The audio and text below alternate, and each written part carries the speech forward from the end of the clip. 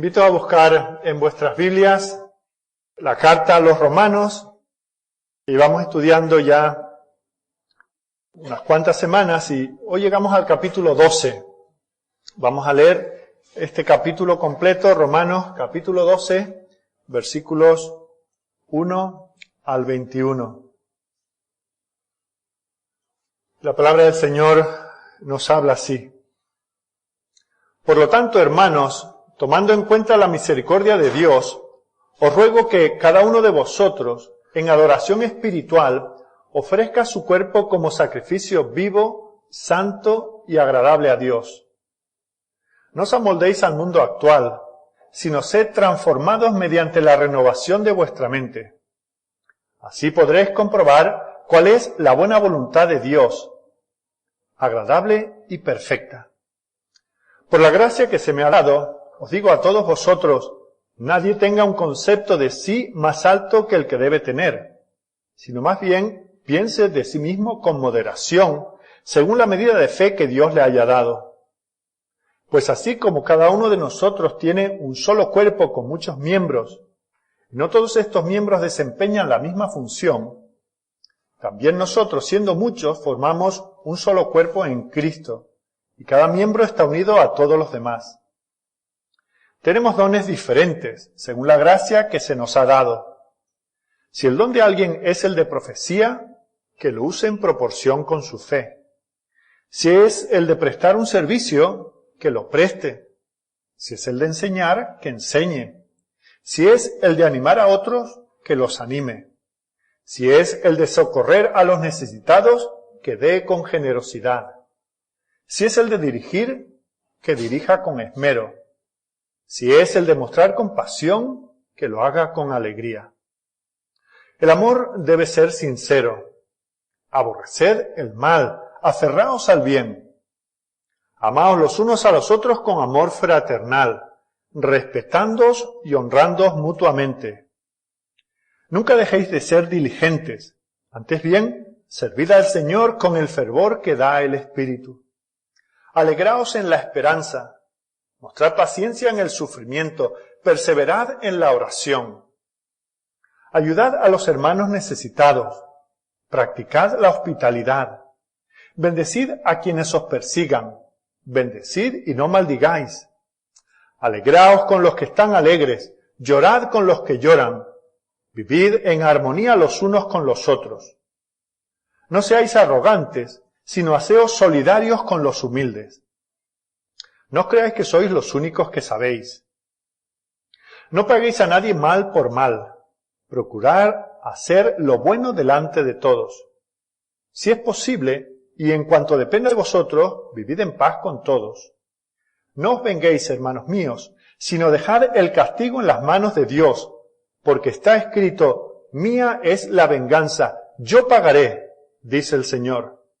Antes bien, si tu enemigo tiene hambre, dale de comer. Si tiene sed, dale de beber. Actuando así, harás que se avergüence de su conducta. No te dejes vencer por el mal. Al contrario, vence el mal con el bien. Amén.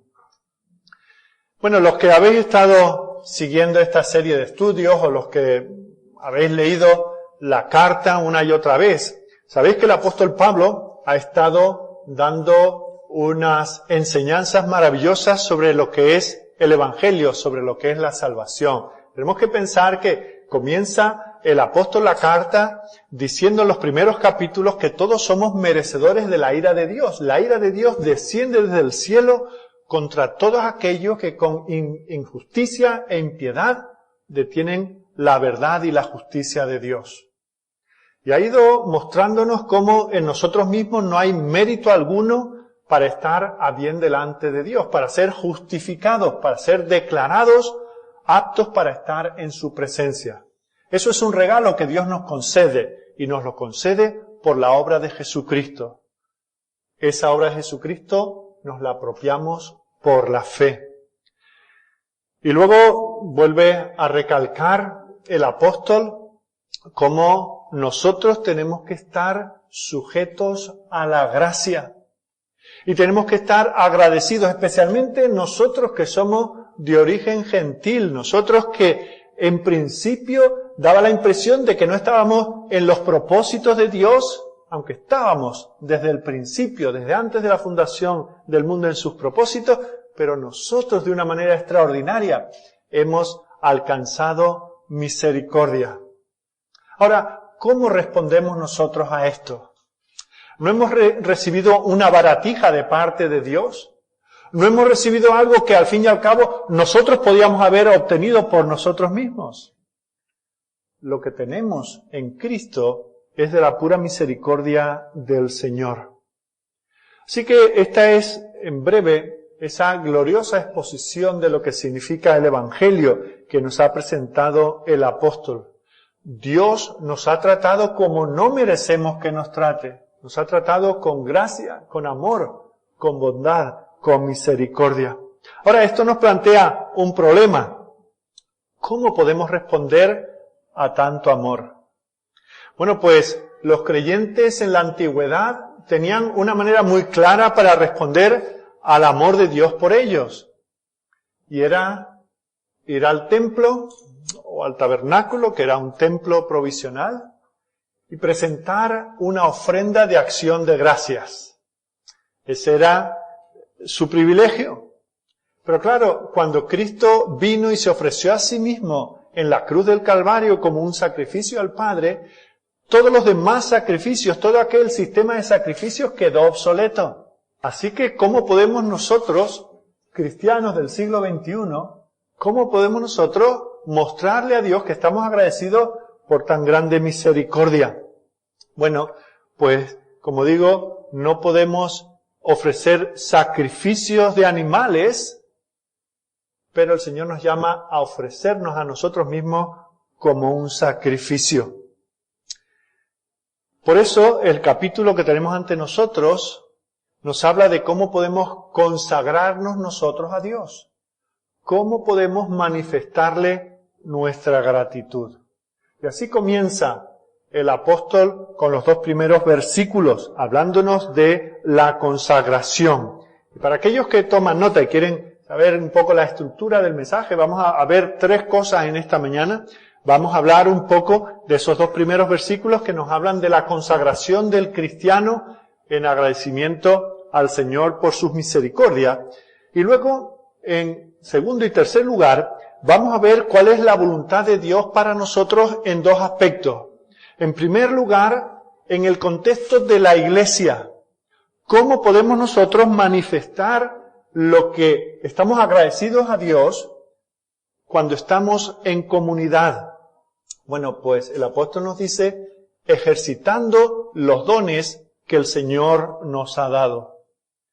Y en segundo lugar, que será nuestro tercer punto, el apóstol nos va a decir cómo podemos nosotros mostrar que vivimos bajo la voluntad de Dios como individuos.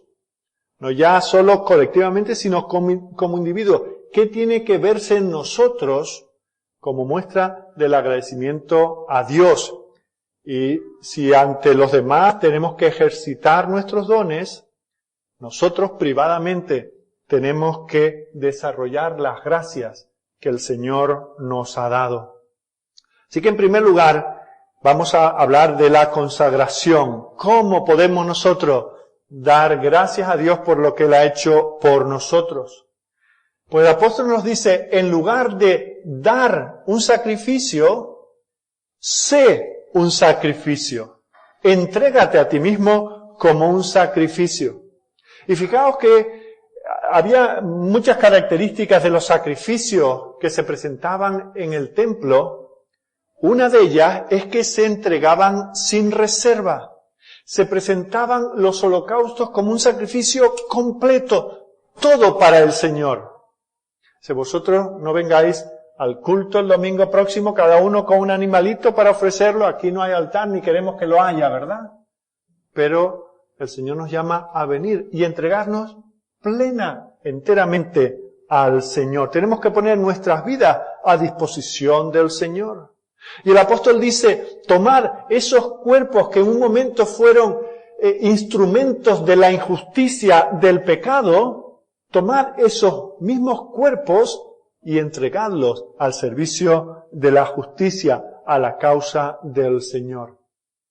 Por lo tanto, nos está diciendo aquí el apóstol, entre otras cosas, que la vida del cristiano no es una vida relajada. No es decir, bueno, yo antes luchaba, buscaba, iba aquí, iba allá, peregrinaba, hacía sacrificios, daba ofrendas, hacía todo tipo de cosas para agradar a Dios.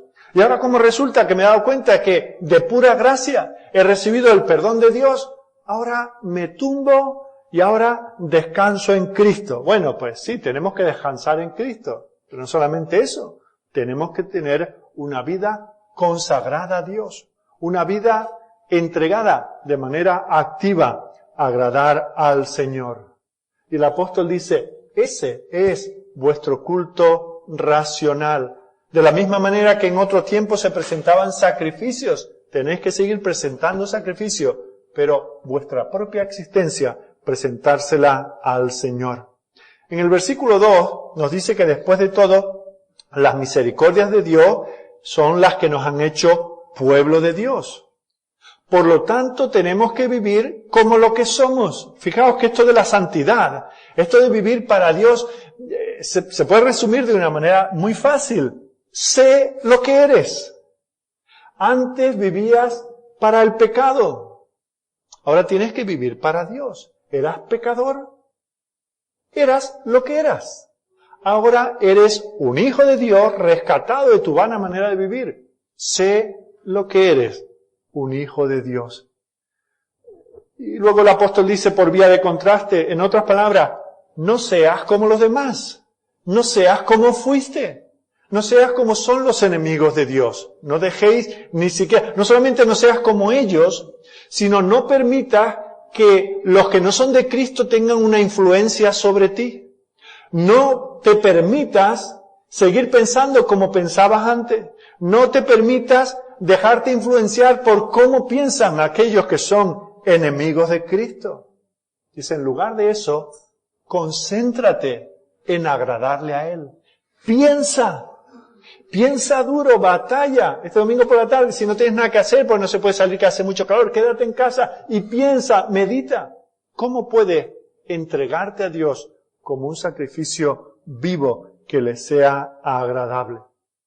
Y esto no es simplemente tomar una serie de decisiones para hacer ciertas cosas externas. Tienes que vestir así, tienes que peinarte de esta manera, tienes que hablar de esta otra, tienes que acudir a ciertos lugares. No. Esto requiere la transformación de tu mente. Entre otras cosas, es por eso que estamos aquí esta mañana. La mayoría de nosotros leemos la Biblia cada día y habremos leído esta carta a los romanos pues decenas de veces seguramente. Pero ¿por qué volvemos a este lugar a que nos digan cosas que ya sabemos? Porque tenemos que dejar que la mente de Cristo transforme nuestra mente. Que haya una metamorfosis de nuestra antigua manera de pensar a la manera del Señor. Y cuando nosotros somos transformados en nuestra manera de pensar, luego podemos ser transformados externamente. El problema es que hay algunos que entienden que ser un cristiano es comportarse como lo hacen los demás. Seguir una serie de ritos, de costumbres, de hábitos, esa culturilla cristiana. De eso no se trata, es lo que dice aquí el apóstol. Está diciéndonos, pon la voluntad de Dios a prueba de esta manera y verás que es buena, que es aceptable y que es perfecta.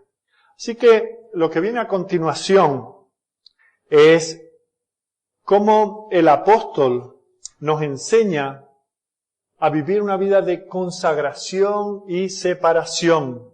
Consagrados a Dios y separados de nuestra manera de pensar. Dice, cuando vosotros viváis apartados de vuestra vana manera de vivir y consagrados a Él, no viviréis una vida triste y aburrida como Satanás a veces engaña a algunos y dice, es que si me hago cristiano, los domingos a madrugar, a ir allí a que me cuenten unas cosas que apenas comprendo, tengo que dejar lo divertido de esta vida. No, la vida en Cristo es buena, es aceptable, es plena, es una vida de absoluta bendición. Y a eso nos llama el Señor, a vivir una vida completamente consagrada a Él. Esa es la única respuesta razonable a la misericordia que el Señor ha tenido con nosotros. Vuelve a los primeros capítulos de la epístola. Mira ese retrato que se hace de tu existencia, por ejemplo en el capítulo 3. No hay justo, no hay ninguno bueno, no hay quien busque a Dios. Todos pecaron, están destituidos de la gloria de Dios. La ira de Dios desciende desde el cielo contra todos los hombres porque en su impiedad retienen la verdad de Dios. Bueno, pues ese que era tu retrato ahora ha sido transformado. Dios te ve justificado en Cristo. ¿Y cómo te llama a vivir? Una vida de entrega, de consagración al Señor. Hemos sido creados y recreados para la gloria del Señor. Y fijaos que el apóstol Pablo nos dice que tenemos que entregarnos a nosotros mismos. El Señor no quiere que nosotros le demos cosas, no quiere que sacrifiquemos cosas que presentar al altar del Señor, sino que nos entreguemos nosotros mismos como un sacrificio. No quiere que nos entreguemos como por poderes, ¿verdad? Antiguamente, cuando la gente se casaba por poderes, porque uno emigraba, la novia emigraba y luego el novio no podía ir todavía, pero se casaban por poderes. No, el Señor no quiere que la amemos por poderes, quiere que nos entreguemos nosotros mismos.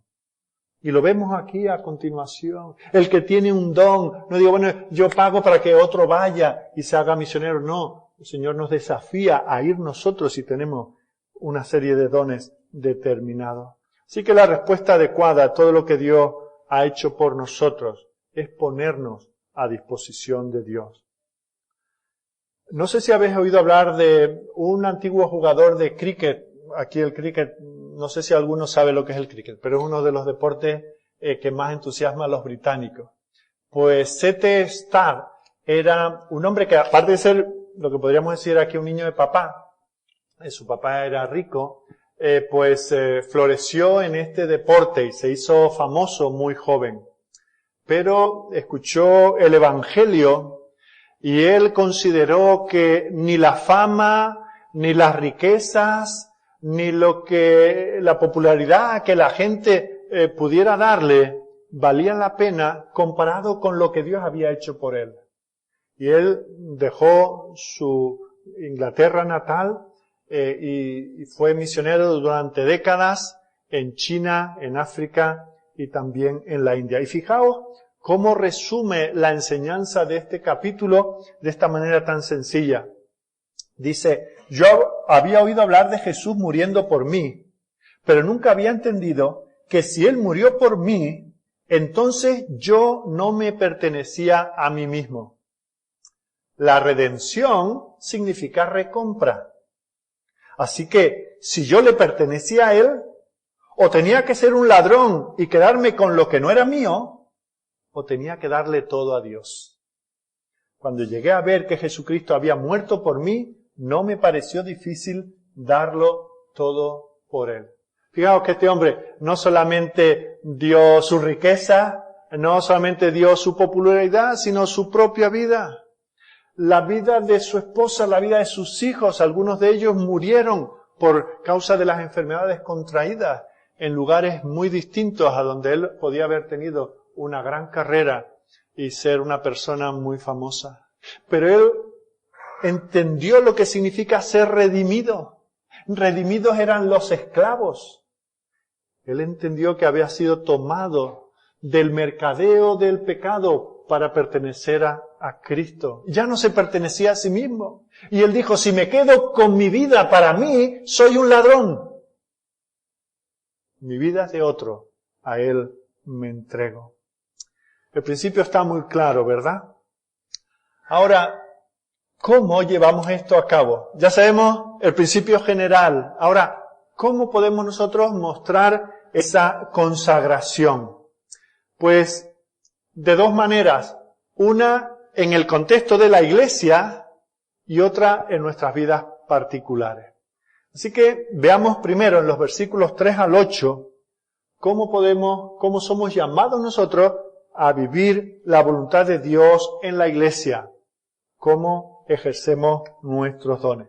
Fijaos que cuando algún judío del primer siglo o algún gentil del primer siglo, adorador de ídolos, era transformado por la obra de Jesucristo, era salvado, lo primero a lo que se le desafiaba no era aprender a tener un devocional en casa, a leer las Escrituras, cantar unos coritos y tener unas oraciones, con todo lo importante que eso es. Yo no quiero para nada menospreciar eso, sabéis que soy un animador a que cada uno tengamos devocionales personales y también en familia en casa. Pero fijaos que el llamado del Señor a través del apóstol no es que esos cristianos recién convertidos aprendan a estar teniendo comunión con Dios en lo íntimo, con lo importante que eso es. Lo que hacían los primeros cristianos era bautizarse y unirse a una iglesia. Y es por eso que el apóstol comienza con esto. No comienza con la vida íntima y personal del cristiano, sino cómo el cristiano tiene que relacionarse como creyente en la iglesia. Luego va a hablar de cómo debe vivir como individuo. Y es necesario que nosotros apartemos cualquier perspectiva vana o vaga de lo que es la consagración. La consagración a Dios se manifiesta en primer lugar en el cuerpo de Cristo, en la iglesia. Si tú quieres mostrar gratitud a Dios por todo lo que ha hecho por ti, manifiéstalo aquí entre tus hermanos.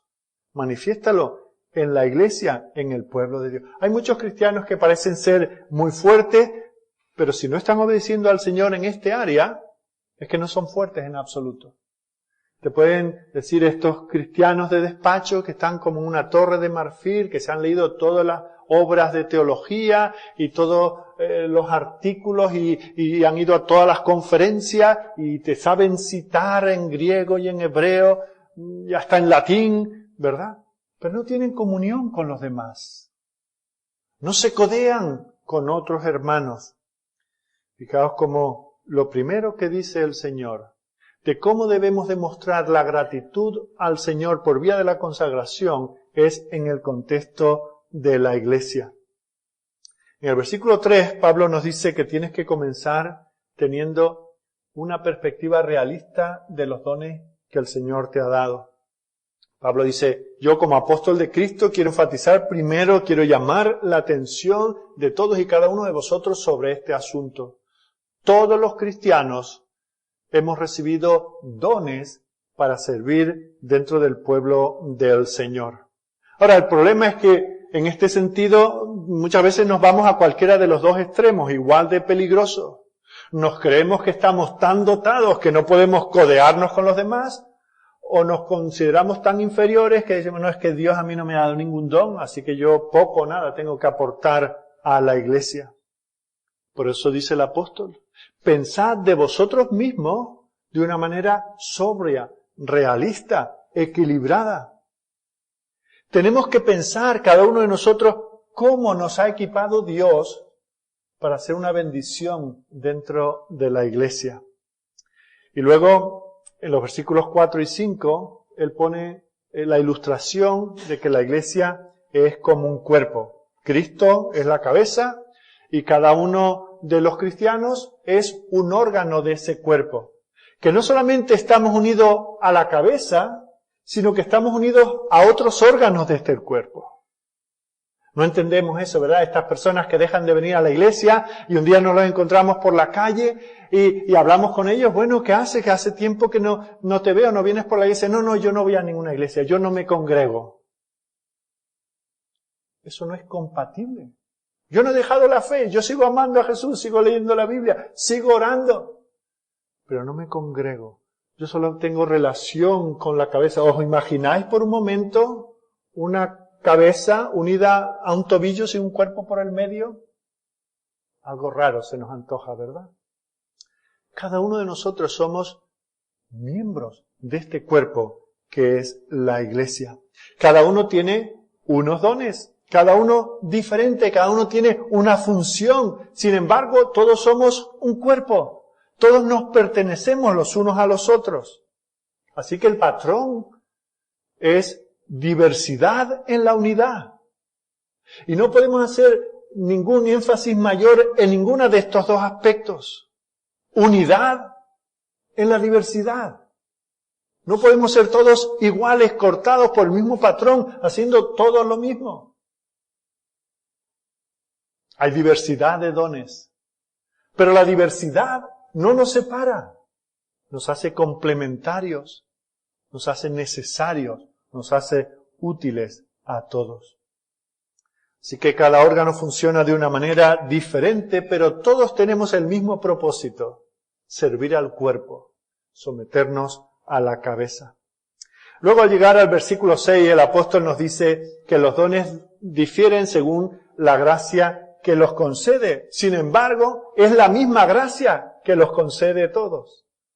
No hay dones de primera, de segunda y de tercera, y luego pues lo que queda para los demás. No. Es la misma gracia la que da a cada uno según el Señor lo ha estimado. Así que esto significa que todos los dones son útiles, que todos los dones son importantes, que todos los dones son necesarios. Por eso no deberíamos oír nunca eso de yo no tengo nada que hacer aquí, yo no tengo ningún don, o mis dones no se valoran. Eso contradice lo que dice este pasaje. Dice que la misma gracia concede dones diversos, pero el origen es el mismo, es gracia, es algo recibido por parte del Señor que quiere el bien de su iglesia. Así que vemos cómo el apóstol ni siquiera entra a considerar este punto. A lo que nos anima es a considerar cuáles son nuestros dones, el don o los dones de cada uno, y ponerlos en práctica. Y lo que hace a continuación el apóstol es enumerar una serie de dones. Y quiero deciros que en todos estos pasajes en el Nuevo Testamento en que aparecen lo que podríamos llamar listas de dones, nos damos cuenta de que ninguna de ellas es exhaustiva.